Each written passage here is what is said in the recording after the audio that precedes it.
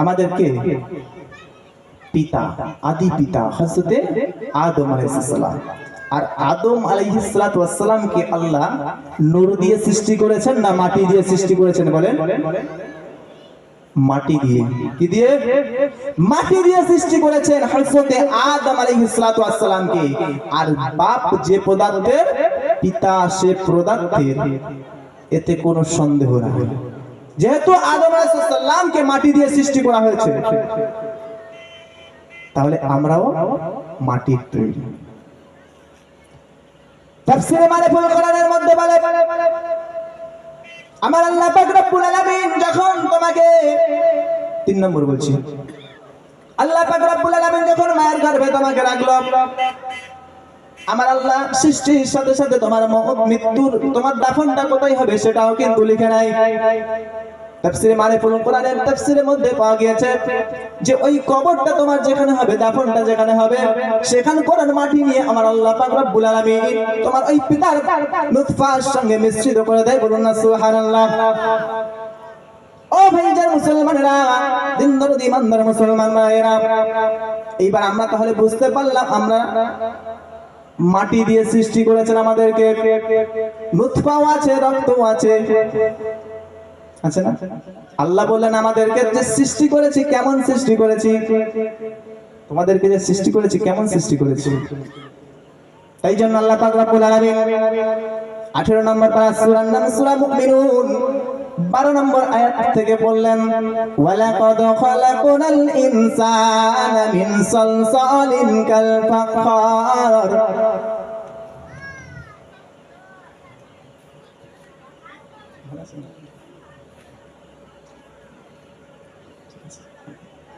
তো ভাই যে কথা বলছিলাম, যে আল্লাহ পাক রব্বুল আলামিন বলছেন আমি কেমন তোমাকে সৃষ্টি করেছি।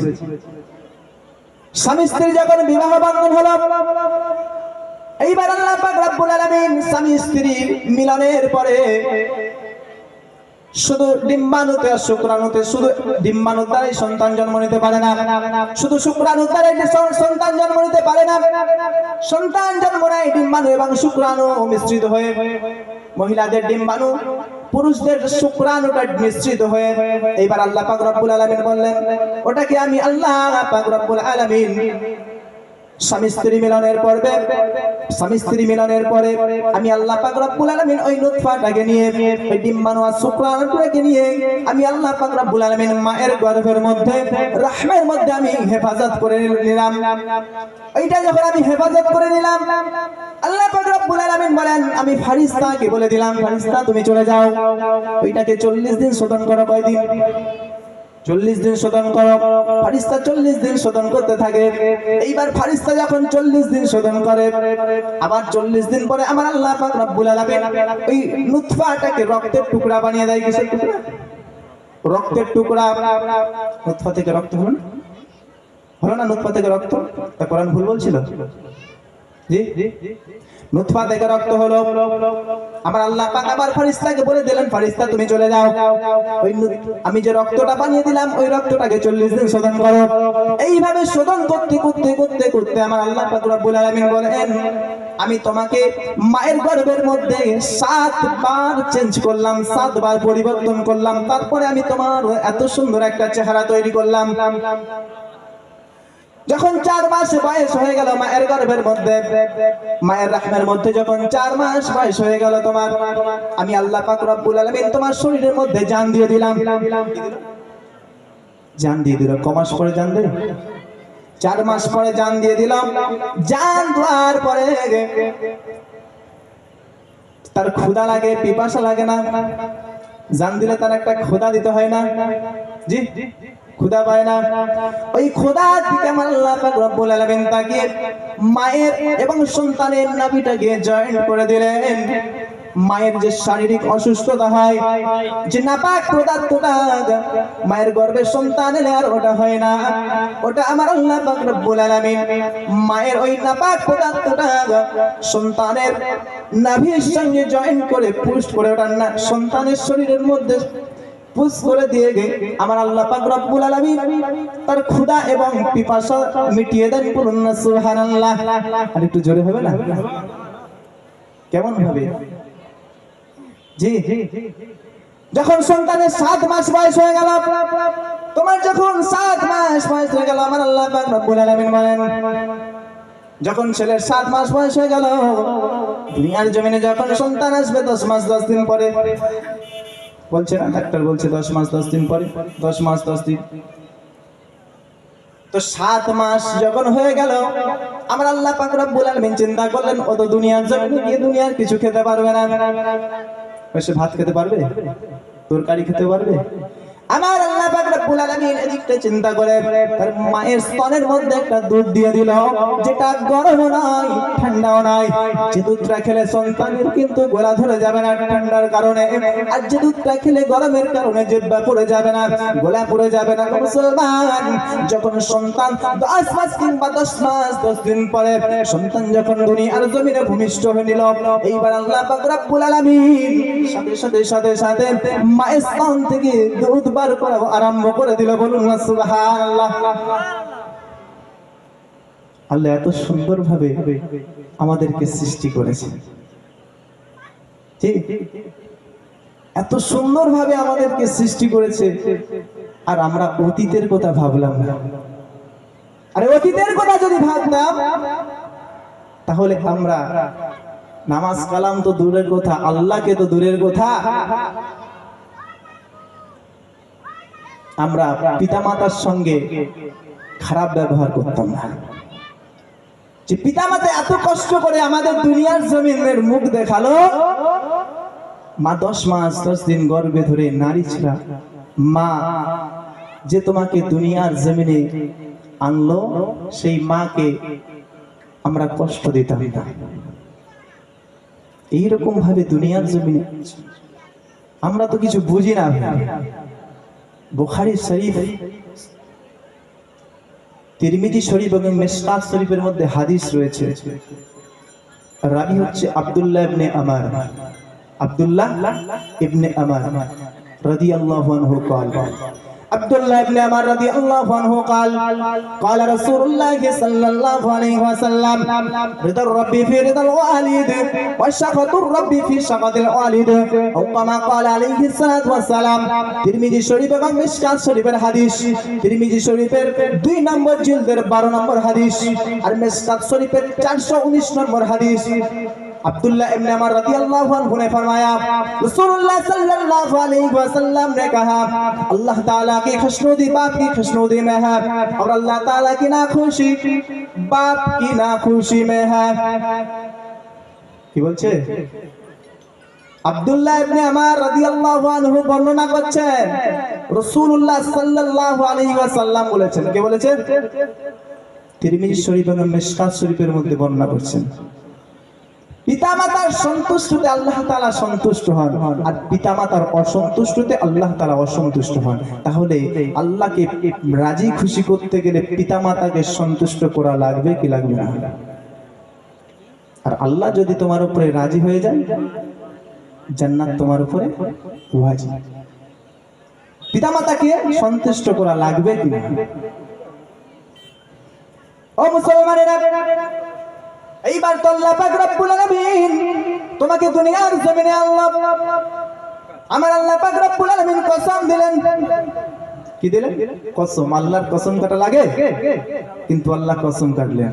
ভাই আমি যদি বা বলি আজকে 12 নম্বর উত্তর থানগড়ায় জলসা হচ্ছে, কেউ বিশ্বাস করতে পারে, কেউ করতেও না পারে। আর আমি যদি বলি আল্লাহর কসম 12 নম্বর উত্তর থানগড়ায় জলসা হচ্ছে, তাহলে কিছু মানুষ বিশ্বাস করবে, আমাদের জন্য কসম। কিন্তু আল্লাহর কসম দেওয়া লাগে না, তবু আমার আল্লাহ পাক রব্বুল আলামিন কসম দিলেন। 30 নম্বর পারা সূরার নাম সূরা 3, 1 থেকে 4 নম্বর আয়াত পর্যন্ত আল্লাহ পাক রব্বুল আলামিন বিস্তারিত বললেন, ওয়াত-তিনি ওয়াজ-যাইতুনি ওয়া তুরি সিনিনা ওয়া হাযাল বালাদিল আমিন লাকাদ খালাকনাল ইনসানা ফি আহসানি তাকবীর। সুবহানাল্লাহ বলুন না। আল্লাহ পাক রব্বুল আলামিন বলেন তিন, তিন মানে একটি ফল, আনজির ডুমুর ফল, এটা মক্কার একটি ফল, যদিও দেখেছি কিন্তু খাই না। ওয়াজ-যাইতুন, আল্লাহ বলেন তিনের কসম, মানে ফলের কসম। ওয়াজাইতুন, আল্লাহ বলেন জাইতুনের কসম, ওটাও একটা মক্কার ফল। ওয়াতুর সিনিন, আল্লাহ বলে তুরের সিনের কসম, অর্থাৎ তুর পাহাড়ের কসম। এটা হাদিসে আছে জি। আল্লাহ পাক যেন আমাদেরকে সকলকে বারবার হজ করার তৌফিক দান করেন। সকলে আল্লাহুম্মা আমিন। যে তুর পাহাড়ের কসম দিলেন, সেই তুর পাহাড়ের উচ্চতা হলো 2285 ফিট। কত? ওই তুর পাহাড়ের কসম দিলেন, যে তুর পাহাড়ের উপরে হযরত মুসা আলাইহিস সালাম উঠে আল্লাহর সঙ্গে কথোপকথন করতেন, কথাবার্তা বলতেন। সেই তুর পাহাড়ের উপরে মুসা আলাইহিস সালামের উপরে তাওরাতকে নাযিল করা হয়েছিল। আল্লাহ পাক রব্বুল আলামিন তাওরাতকে মাহফুজ লাউহুনের মধ্যে লিখে, লাউহুন মানে তক্তা, লাউহুনের মধ্যে লিখে আল্লাহ বললেন মুসা তুমি এই তক্তাটা নিয়ে চলে যাও, এখানে কিছু আমার কথা লেখা আছে, তুমি কি তোমার কওমের কাছে দাওয়াত দেবে। কওমের কাছে দাওয়াত দেবে।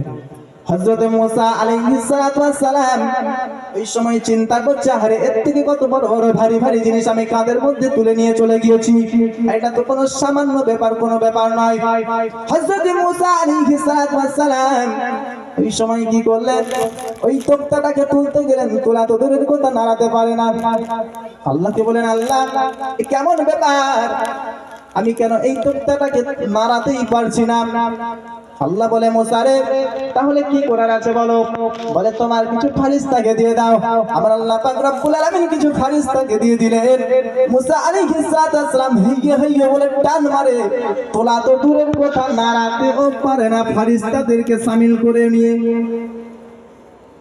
আমার আল্লাহ পাক রব্বুল আলামিন ডাক দিয়ে বলে মুসা তোমার দ্বারা এটা সম্ভব আছে, তুমি চেষ্টা করলে পেরে যাবে, তুমি একা, আর কোনো ফারিস্তাকে লাগবে না। এই সময় মুসা আলাইহিস সালাম একাই তুলে নিল, ফারিস্তাকে ছেড়ে দিল, একাই তুলে নিল। মুসা আলাইহিস সালাম বলছেন আল্লাহ এটা কেমন করে হলো, ফারিস্তাদেরকে নিয়ে পারলাম না, এখন আমি একাই তুলে নিলাম, কি ব্যাপার। আমার আল্লাহ পাক রব্বুল আলামিন ডাক দিয়ে বলে মুসা রে আমি আল্লাহ পাক রব্বুল আলামিন এই লাউহুনের মধ্যে, এই তখতার মধ্যে যে কালামটা লিখে দিয়েছি, এই কালামটা কারোর কথা না, এটা হলো আমার কথা। আমি তোমাকে বোঝাতে চাইলাম আমি আল্লাহ আমার কথার কতটা ভার। এ মুসা আমি এটা ছল করে দিয়েছি, তুমি নিয়ে চলে যাও। সেই তুর পাহাড়ের কসম দিলেন, অতুর সিনিনা ওয়া হাদাল বালাদিল আমিন, লাকাদ খালাকনাল ইনসানা ফি আহসানি তাকবীর। তারপরে ওয়া হাদাল বালাদিল আমিন, অর্থাৎ বিখ্যাত শহর, মাশহুর শহর, যেটাকে বলা হয় মক্কাকে বিখ্যাত শহর বলা হয়, মক্কা মাসা। মক্কার কসম দিলেন, অর্থাৎ চারটি কসম দিলেন, দুইটি ফলের কসম দিলেন, একটি পাহাড়ের কসম দিলেন, আর একটি শহরের কসম দিলেন। কসম দিয়ে বলে লাকাদ খালাকনাল ইনসানা ফি আহসানি তাকবীর। আমার আল্লাহ পাক রব্বুল আলামিন বলেন আমি ইনসানকে সবথেকে আসান ভাবে আর সুন্দর ভাবে বানিয়েছি। বলুন না সুবহানাল্লাহ। সবথেকে সুন্দর ভাবে বানিয়েছি। তাহলে আমাদের আল্লাহ পাক এত সুন্দর ভাবে বানালো, আর আমরা নামাজ পড়ি না, রোজা রাখি না। আমার আল্লাহ যে শাস্তিগুলো রেখেছে, এই অল্প সময় আপনাদের কাছে বিস্তারিত খোলার বয়ান করার মতো আমার সময় নাই, খুব শর্ট টাইম। সেগুলো বললে খোদার কসম আপনি যদি বা আপনার মধ্যে যারা পরিমাণ ঈমান থাকে, আপনি আজকে রাতে যদি একটু বালিশে মাথা রেখে একটু ভাবেন না, 5 ওয়াক্ত নামাজ তো দূরের কথা, ছাড়া তো দূরের কথা, আপনি 1 ওয়াক্ত নামাজ কাজা করতে ভয় করেন। আমার আল্লাহ কেমন ভাবে এত সুন্দর ভাবে বানিয়েছে। আমি বলেছি ওই আয়াতটার উপরে তাফসীর করব, মিনহা খালাকনাকুম, এইটুকানি সবে তাফসীর মুক্তাসার হলো। এইবার বলছেন অফিহা নুঈদুকুম, মানে আমি আল্লাহ পাক তোমাদেরকে ওই মাটির মধ্যে আবার রেখে দেব, অর্থাৎ মৃত্যু আমাদের সকলের হবে, হবে না? কুল্লু নাফসিন যায়কাতুল মাউত। জি 21 নম্বর পারা 2 নম্বর সাবা, সূরার নাম সূরা আন-কাবুত, 57 নম্বর আয়াতের মধ্যে বলছেন কত নম্বর আয়াত? 57 নম্বর আয়াতের মধ্যে বলছেন কুল্লু নাফসিন যায়িকাতুল মাউত, প্রত্যেক নফসকে মৃত্যুর স্বাদ গ্রহণ করতেই হবে। কেমন মৃত্যু হবে, কার কেমন মৃত্যু হবে? তাই জন্য 30 নম্বর পারা, সূরার নাম সূরা বাইয়িনা, 6 নম্বর আয়াত থেকে আমার আল্লাহ বললেন ইন্নাল্লাযীনা কাফারু মিন আহলিল কিতাবি ওয়াল মুশরিকিনা ফি নারি জাহান্নাম খালিদিনা ফিহা উলাইকা হুম শাররুল বারিয়া। আল্লাহ পাক রব্বুল আলামিন বলেন ইন্নাল্লাযীনা কাফারু মিন আহলিল কিতাব, আহলিল কিতাব মানে যে সমস্ত কিতাব, কোরআনের আগে যে সমস্ত কিতাব এসেছিল, কোরআন এবং তার আগে এই সমস্ত কিতাবের সঙ্গে কুফরি করলো। এই কাফের শুধু ওদেরকে বলা হয় না, রাসূল সাল্লাল্লাহু আলাইহি ওয়াসাল্লামের হাদিসের মধ্যে পাওয়া গিয়েছে কাফের আর মুমিনের মধ্যে পার্থক্য হলো নামাজ। তাহলে যারা নামাজ পড়ে না তারা কি মুমিনের খাতায় নাকি? ভাই বুঝতে পারছেন না? তাদের নাম কাফেরদের খাতায় এন্ট্রি করা আছে। নামাজ যারা পড়ে না তাদের নাম কাফেরদের খাতায় এন্ট্রি করা আছে। সুযোগ আছে, চেঞ্জ হয়ে যান, চেঞ্জ হয়ে যান, ইমানদার হতে পারবেন। আমার আল্লাহ তো নিষ্ঠুর নয়। জি, আল্লাহ বলেন ইন্নাল্লাযীনা কাফারু মিন আহলিল কিতাব ওয়াল মুশরিকিন, এবং যারা শিরক করলো, জি শিরিক করলো, আল্লাহ ছাড়া কাউকে উপাসনা করা, পূজা করা শিরিক। তাহলে আমার বেদরী ভাইরা যেটা করে, কিন্তু ওরা শুধু শিরিক করে না, আমাদের মধ্যে এক শ্রেণীর মানুষ আছে তারাও শিরিক করে। দেখবেন কবরের মধ্যে, মাজারের মধ্যে গিয়ে চাদর ছড়ায়, সিজদা দেয়, তাই না? মানসিক করে, করে না? এটা শিরিক। আর এই শিরিক তাদের নামগুলো যারা এইরকম করে কবরের মধ্যে, মাজারের মধ্যে গিয়ে, তাদের নাম কিন্তু এই শিরকের খাতায় এন্ট্রি করা আছে। তাহলে ওতে থেকেও তোমাকে বাঁচতে হবে। উলাইকা হুম খায়রুল বারিয়া, আল্লাহ বলেন ওই সমস্ত ব্যক্তিরা, পৃথিবীর জমিনে যত মাখলুক রয়েছে সমস্ত মাখলুকের থেকে হলো নিকৃষ্ট ব্যক্তি ওরাই। আর ওদের জানটা হবে সত্যের সাথে কবজ, ওদের জানটা শক্তির সাথে কবজ করা হবে। 30 নম্বর পারা, সূরার নাম সূরা নাজিয়া, 2 নম্বর সূরা, 30 নম্বর পারা, 2 নম্বর সূরা, 1-2 নম্বর আয়াতের মধ্যে বলছেন ওয়ান্নাজিআতি গরকা ওয়ান্নাশিতাতি নাশতা। আল্লাহ পাক রব্বুল আলামিন বলেন कसम है उन फरिश्ता की जो शक्ति के साथ रूह निकले, और कसम है उन फरिश्ते की जो आसानी के साथ रूह निकले। और अल्लाह पाक रब्बुल आलामीन বলেন কসম দিলেন ওই ফেরেশতার, যে ফেরেশতা আসানের সঙ্গে, আরামের সঙ্গে রূহটাকে কবজ করে বার করে। আর কসম দিলেন ওই ফেরেশতার, যে রূহটাকে শক্তের সঙ্গে, মজবুতের সঙ্গে বার করে, কষ্টের সঙ্গে বার করে। তাহলে আপনারা এই আয়াতের মানে দেখে বুঝলেন কি আমার আল্লাহ 2 জন ফেরেশতাকে জান কবজ করার জন্য দিয়েছে নাকি? না, 2 জন ফেরেশতাকে জান কবজ করার জন্য দেননি। একজন ফেরেশতাকে জান কবজ করার জন্য তাকে দিয়েছেন, তিনি হলেন হযরত মালাকুল মউত, হযরত আজরাইল আলাইহিস সালাতু ওয়াস সালাম। তিনি জান কবজ করাবেন একাই, কিন্তু 2 রকম ভাবে জানটা কবজ করা হবে। একটা হবে শক্তের সাথে, একটা আরামের সাথে। বুঝেছেন আমার কথা? বুঝতে পারছেন আমার কথা? তাহলে কাদের শক্তের সাথে হবে? আল্লাহ পাকের ওই আয়াতের দিকে লক্ষ্য করতে হবে। ইন্নাল্লাযীনা কাফারু মিন আহলিল কিতাব ওয়াল মুশরিকিনা ফি নারি জাহান্নাম খালিদিনা ফিহা উলাইকা হুম শাররুল বারিয়া। যে সমস্ত ব্যক্তিরা নিকৃষ্ট বলা হয়েছে, কাফের, যারা শিরক করলো, ওদের জন্য জাহান্নাম রয়েছে, ওদের জানটা শক্তের সাথে কবজ করা হবে। বুঝাচ্ছে আমার কথা? কেমন শক্ত? তাফসীরে কাসীর মুফাসসিরিন কেরাম বলছেন কি?